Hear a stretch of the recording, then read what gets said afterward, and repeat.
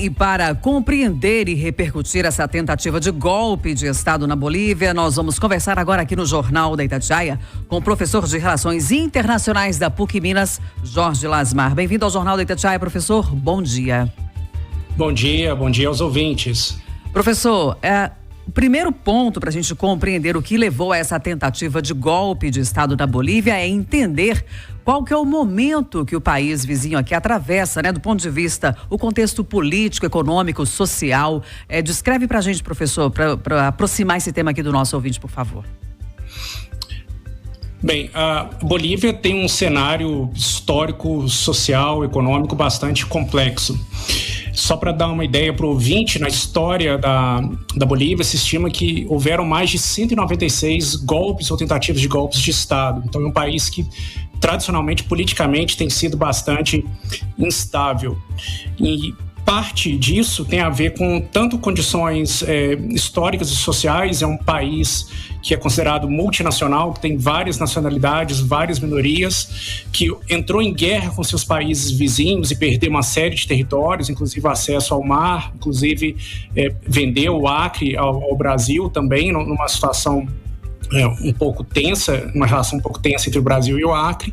E mais recentemente também é um país que atravessa uma situação econômica muito ruim, com a venda do gás não está sustentando a economia tem estado em recessão, então é um local que tem uma instabilidade muito grande.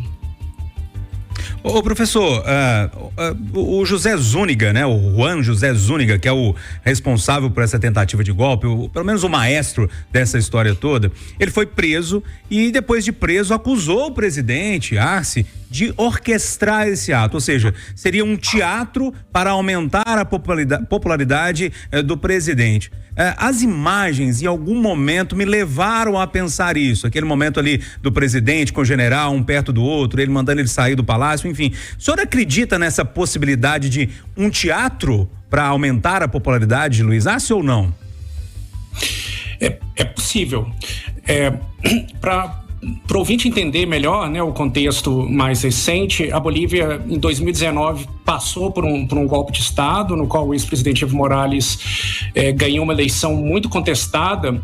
Logo no primeiro turno, a movimentação da população acabou forçando o Morales a se retirar.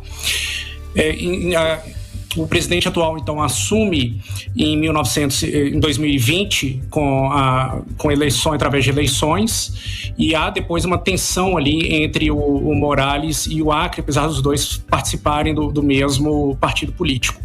E desde então, a economia da Bolívia vem se deteriorando bastante, e em grande parte o presidente Acre acaba culpando o próprio Evo Morales e tem perdido muito da sua popularidade. Então, quando o general faz esse argumento, isso levanta suspeita se realmente isso não teria sido um movimento para aumentar sua popularidade, porque ano que vem, em 2025, vão ser as próximas eleições da Bolívia. E a grande questão é que o Evo Morales, apesar de ser do mesmo partido do Acre, ele diz que vai tentar recorrer à eleição. Ele atualmente está proibido de concorrer às eleições, mas ele está disputando na justiça o seu direito do retorno às eleições. Então isso coloca uma pressão muito grande sobre o Acre e a sua questão da sua reeleição. Então, de fato, ele passava ali por um problema de legitimidade, Mas, ao mesmo tempo, tem algumas questões que são estranhas nessa declaração. O próprio fato de que o general havia sido destituído na própria terça-feira. Então, ele perdeu o seu cargo logo antes. Então isso também não levanta a questão se essa tentativa de golpe não foi uma maneira de pressionar o presidente a recontratar e a reconduzir o general ao seu cargo. Então realmente é uma situação em que nós não temos aí muita certeza exatamente das motivações que levaram a esse ato. Professor de Relações Internacionais da PUC Minas, Jorge Lasmar, e na tentativa da gente compreender aí, nesse cenário ainda nebuloso, essas incertezas, que o senhor acabou de citar, a gente espera poder contar com a sua contribuição em outras entrevistas aqui sobre esse assunto. Obrigada, bom dia.